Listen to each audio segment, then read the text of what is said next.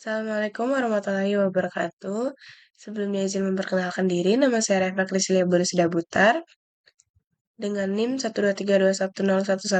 Di sini saya akan mempresentasikan dan menjelaskan terkait tugas akhir Python yang sudah saya kerjakan. Untuk soal yang pertama, di sini ada analisis kekuatan beton akibat penambahan bahan aditif. Untuk codingan yang sudah saya buat adalah sebagai berikut. Untuk yang pertama, kita akan mengimport library yang dibutuhkan. Untuk yang kedua, kita akan memasukkan file data campuran beton dengan tipe file CSV. Setelah kita masukkan file tersebut, ketika di run, di sini nanti akan memunculkan data seperti ini. Untuk yang selanjutnya, bagian ini merupakan bagian yang berfungsi untuk membuat grafik berdasarkan data yang tersedia dengan menggunakan library Matplotlib. Nah, di sini ada data mix dan compressive strength. Untuk data mix sendiri itu berada di sumbu X dan data compressive strength itu berada di sumbu Y. Untuk data mix itu sendiri, berikut variasinya, dan data mix itu sendiri merupakan data campuran, sementara data compressive strength itu sendiri itu merupakan data kuat tekan.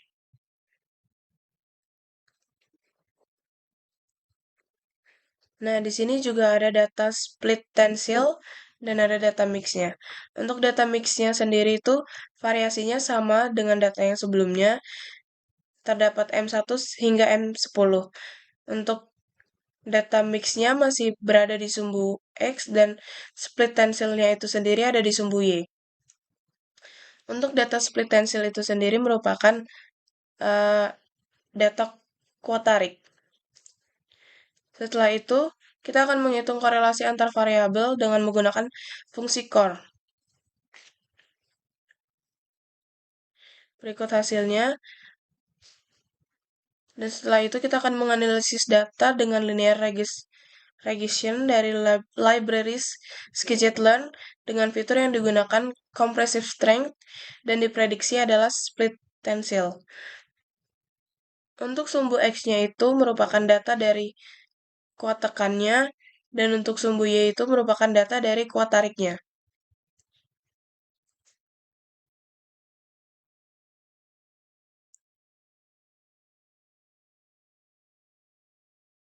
Berikut hasil dari grafik hasil prediksi linear regression. Selanjutnya untuk nomor 2, ada analisis volume lalu lintas. Dan untuk codingannya sama seperti yang nomor 1 tadi, kita terlebih dahulu mengimport library. Selanjutnya kita akan memasukkan time intervals yang berkisar dari 15 hingga 120 yang merupakan waktu. Selanjutnya kita akan memasukkan data motor count yang merupakan jumlah kendaraan yang melintas pada waktu-waktu yang sudah ditentukan. Selanjutnya kita memasukkan df sama dengan pd data frame untuk waktu dan jumlah motor. Selanjutnya kita akan membuat grafik dengan PLT figure dengan size 12 kali 6 dan PLT plot waktu, DF jumlah motor.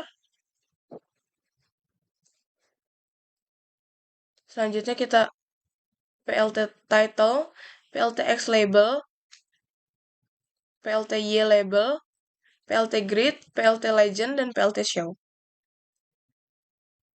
Berikut hasil grafik yang ditampilkan. Untuk waktu itu berada di sumbu X dan jumlah motor itu berada di sumbu Y. Selanjutnya, mengimport library lagi, dan kita memasukkan time intervals yang berkisar dari 15 hingga 120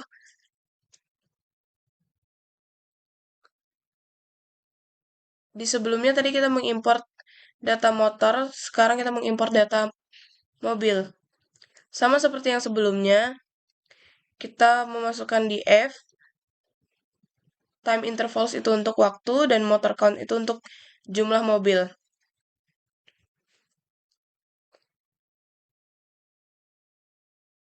Berikut grafik yang dihasilkan. Untuk waktu, sama seperti sebelumnya berada di sumbu X dan jumlah mobil berada di sumbu Y. Untuk nomor 3, ada analisis data gempa bumi. Pertama, kita mengimport library yang dibutuhkan. Ada NumPy, Pandas, dan Matplotlib. Seperti yang nomor 1 tadi, kita menginput file dengan tipe CSV, dan setelah itu ketika di run, dia akan memunculkan data seperti ini.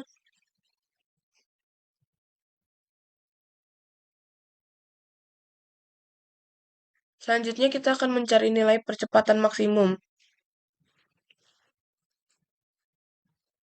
Dengan Amax sama dengan data, bagian tersebut berfungsi untuk mencari data yang melebihi batas atas dan batas bawah. Dengan batas atas yaitu di 0,05 dan batas bawah di minus 0,05. Selanjutnya, data tersebut akan kita simpan dalam variabel. Karena kita hanya membutuhkan data yang pertama dan terakhir, maka kita menggunakan indeks 0 dan min 1. Menggunakan first exit sama dengan exit ilog 0, dan last exit sama dengan exit ilog minus 1. Selanjutnya, informasi waktunya juga akan kita simpan di dalam variabel supaya dapat digunakan untuk membuat grafik.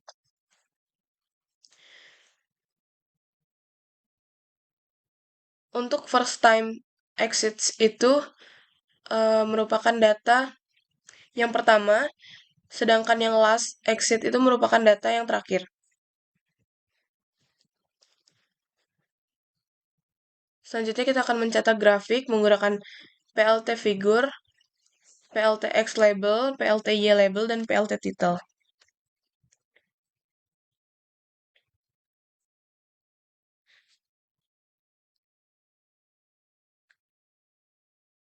Berikut grafik yang akan ditampilkan.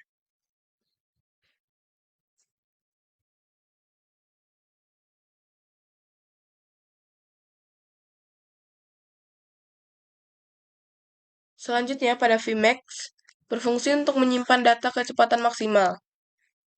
Vmax sama dengan data V m per second. Bagian ini akan menampilkan grafik kecepatan.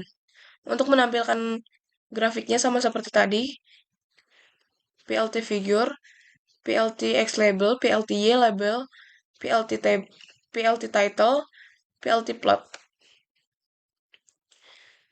Kemudian bagian ini akan menampilkan letak kecepatan maksimal dan keterangannya.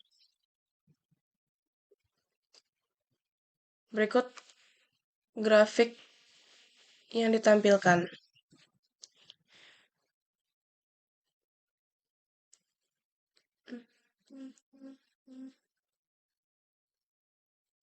Selanjutnya, data di Max berfungsi untuk menyimpan data perpindahan maksimal. Di Max sama dengan data bagian ini akan menampilkan grafik perpindahan beserta letak perpindahan maksimal.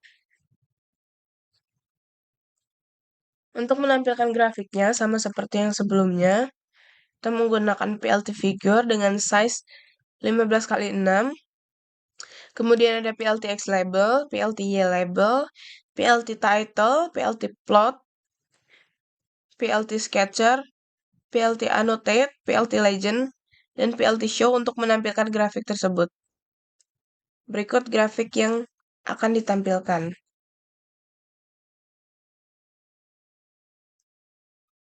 Setelah itu, bagian ini akan menampilkan grafik intensitas area. Sama seperti tadi, Kita akan menggunakan PLT figure dengan size 15 kali 6, PLT X label, PLT Y label, PLT title, dan PLT plot.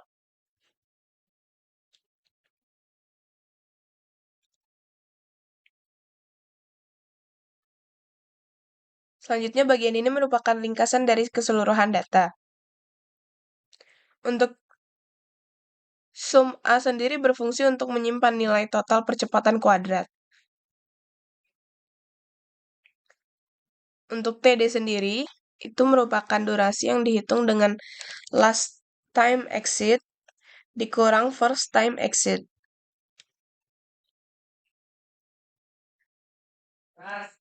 ARMS berfungsi untuk menyimpan data hasil perhitungan root mean square dari percepatan. Selanjutnya kita akan menampilkan ringkasan data dengan menggunakan print. Berikut data yang dihasilkan dari Amex, Vmax, Umax, TD, ARMS, first exit, first exceedance time, first exceedance value, last exceedance time, dan like last exceedance value.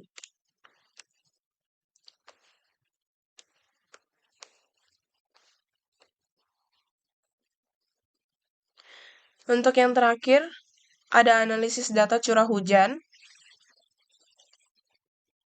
Untuk langkah-langkahnya sama seperti soal-soal yang sebelumnya, kita akan mengimport library terlebih dahulu, dan kita akan membuat data curah hujannya. Selanjutnya kita akan menghitung rata-rata curah hujan bulanan menggunakan monthly average rainfall sama dengan data resample. Dengan kode ini kita akan menghitung rata-rata curah hujan bulanan dengan melakukan resampling berdasarkan bulan. Selanjutnya kita akan menghitung rata-rata curah hujan dalam tahunan dengan annual average rainfall sama dengan data. Dengan kode ini kita akan menghitung rata-rata curah hujan tahunan. Selanjutnya kita akan menghitung intensitas hujan maksimum harian dengan max daily rainfall sama dengan data rainfall max.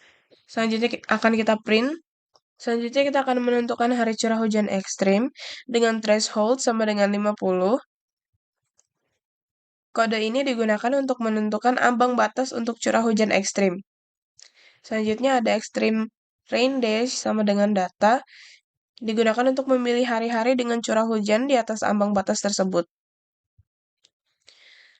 Selanjutnya kita akan memplottingkan curah hujan harian dan hari ekstrim.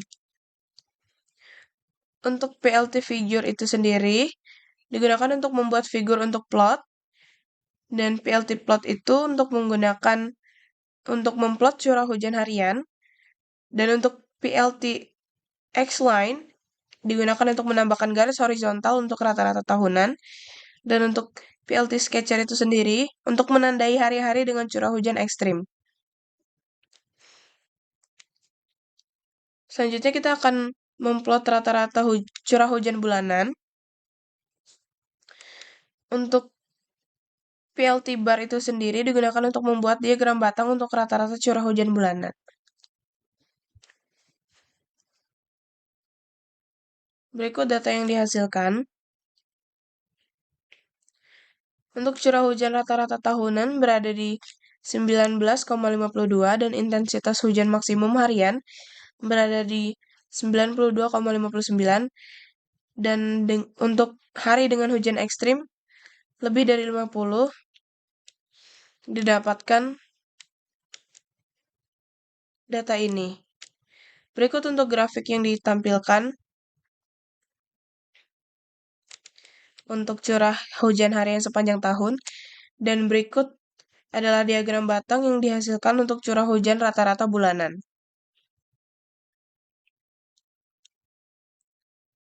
Cukup sekian pemaparan dan presentasi mengenai tugas akhir Python yang sudah saya kerjakan. Apabila ada kesalahan kata, saya mohon maaf. Wassalamualaikum warahmatullahi wabarakatuh. Terima kasih.